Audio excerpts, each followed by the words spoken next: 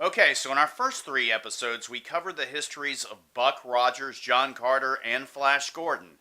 So who's up next? Well, let's see. It looks like today we'll be taking a look back at the history of another classic sci-fi hero, Lars of Mars.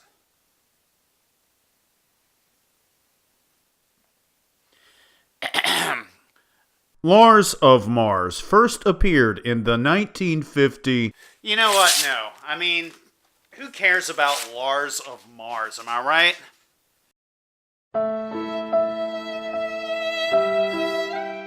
No, instead of another one of the heroes, how about we take a look at a different archetype of classic science fiction?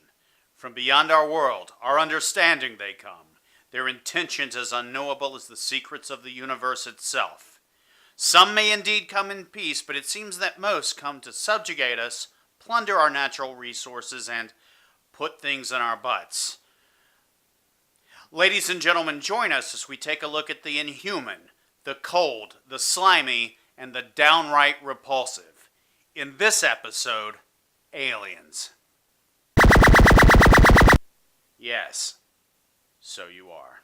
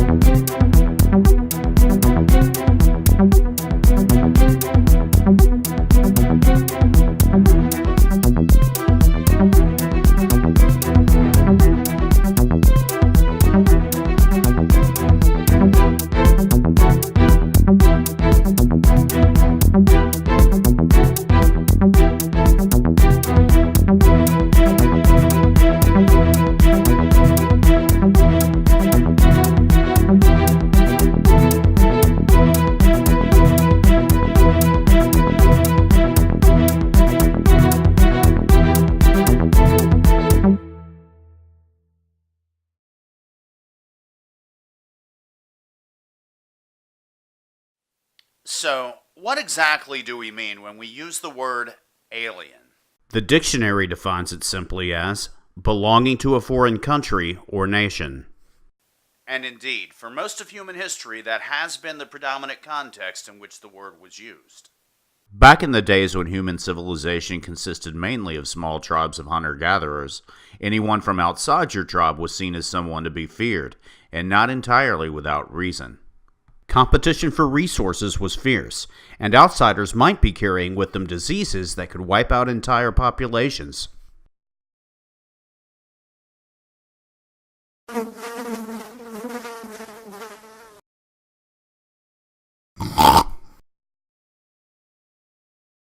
But even as the world grows smaller, we no longer think that people in faraway lands might have, faces in their stomachs. That was a real thing, too. I didn't make it up. We still retain these tribalistic instincts.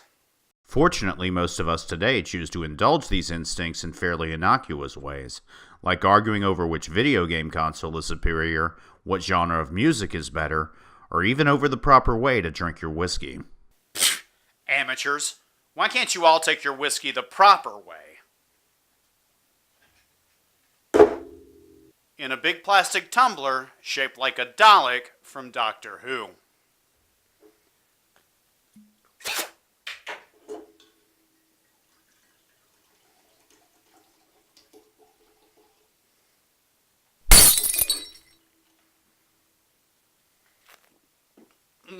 Intoxicate! Though perhaps once serving a valuable purpose, our fear and disdain of the other remains regrettably strong and exploitable.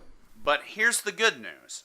When I use the word alien at the beginning of this video, chances are you didn't think of a person who just happened to be from another country. Perhaps instead you thought of something like this, or this, or this. But the truth is, none of these examples are really alien to us. They're just people with funny outfits and features we don't happen to see every day. One of the great things that Star Trek has always strived to do is to show us that while alien intelligence might come in the form of a dude with green skin, it could just as easily be contained within a massive living rock, a giant crystalline structure, or even a shimmering cloud. Or cloth. Brightly colored cloth that hides within it a mixture of sawdust, dead silverfish, and the muffled screams of the countless worlds it's consumed. And once you gaze into those dark, unblinking eyes, you know that you too are doomed to share their fate. There can be no escape. And this one looks like a carrot. In one of the earliest depictions of alien life forms in popular media, H.G. Wells makes the rather imaginative choice for its time of giving his Martians fat, botanicled bodies that are too heavy to move freely in Earth's gravity without the aid of giant machines. But less imaginative is the fact that despite all of their scientific and technological advancements, they're ultimately nothing more than bigger, smarter animals that just want to eat us. Let me get this straight. They thought we were going to eat them. Good God. Is this some kind of joke? No, they're serious. H.P. Lovecraft, another famous creator of tentacled monsters, Who, also wasn't Japanese. imagined alien gods that were too far beyond human beings to even notice us, let alone have any intentions towards us. It's well documented that Lovecraft himself struggled with his own xenophobic tendencies, and it seems likely his fiction was influenced by that. And while it's easy for us today to make personal values judgments against someone for ever having held such attitudes, what do the depictions of extraterrestrial life in science fiction say about our own more deeply rooted biases? Our natural fear of the other presents us with a constant challenge that at our very best we struggle to overcome. But I think the reality of it may be even more insidious than that. Not only do we tend to fear the other, but we actually need an other to fear. In the climax of Alan Moore's classic comic book series, Watchmen... What? It is a comic book. Don't be so pretentious. The supervillain Ozymandias fakes an alien invasion in a ploy to get humanity to stop fighting each other and band together against a common adversary, which actually works. Yeah, probably for about 3 news cycles, I'm guessing, but then I'm probably being optimistic.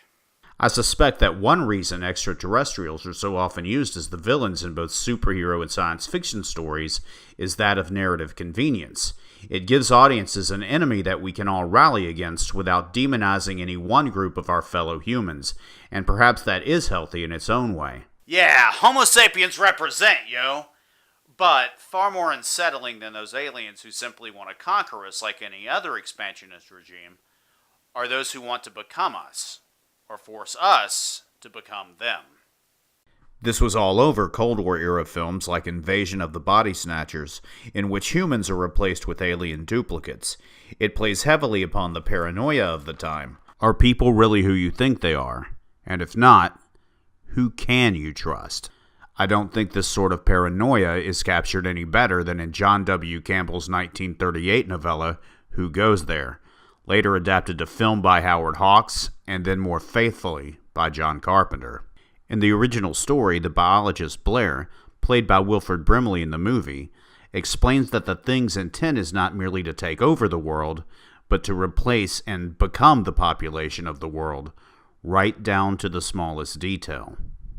Creepy stuff indeed. Another example of a corrupting alien influence comes from the classic H.P. Lovecraft story, The Color Out of Space, in which the alien doesn't appear in any kind of physical form, but rather simply as a color that no human has ever seen before.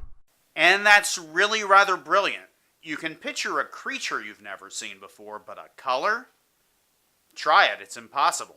In the story, a meteor lands and the color inside leaks out into the ground, slowly corrupting everything around it. Plants, animals, and people are all affected, even as the contaminated area continues to spread. Now, whatever connotations a knowledge of Lovecraft's personal hang-ups may give to this story, it nonetheless captures our natural fear of being corrupted by an outside influence. But hey, not all aliens want to eat us, take over our planet, or force us to sit alone in a room talking about them. Probably the most famous benevolent alien in all of fiction is, of course, Superman. In fact, he's such a beloved icon that we tend to forget he's even an alien at all. But let's face it, alien or not, Superman's pretty easy to like. He's handsome, he smiles a lot, and flies around doing good deeds all the time. And he has amazing trapezius.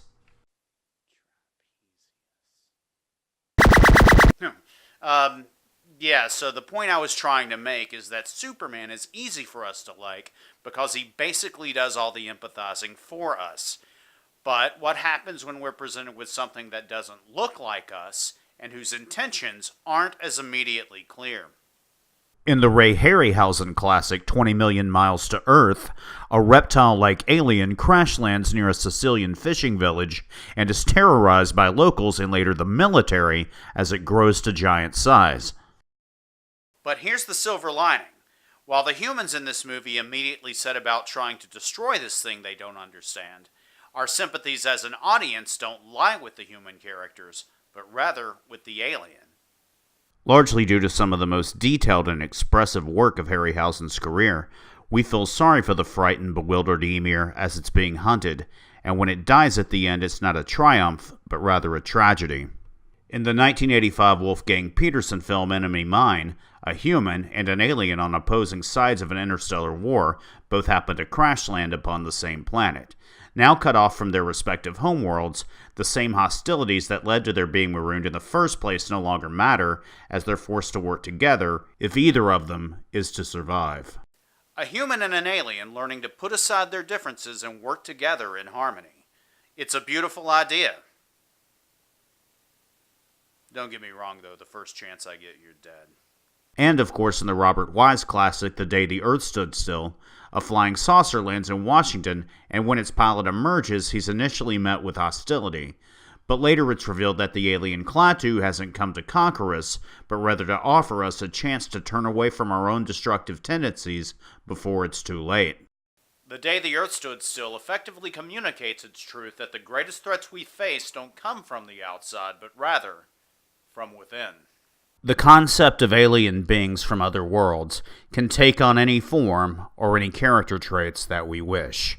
But in the end, the ways in which we imagine and respond to them really only serve to help us better understand ourselves. So, in the event that our species survives long enough to encounter something truly alien, it may be worth remembering that while it may just want to eat us, it may also just be looking for a little love.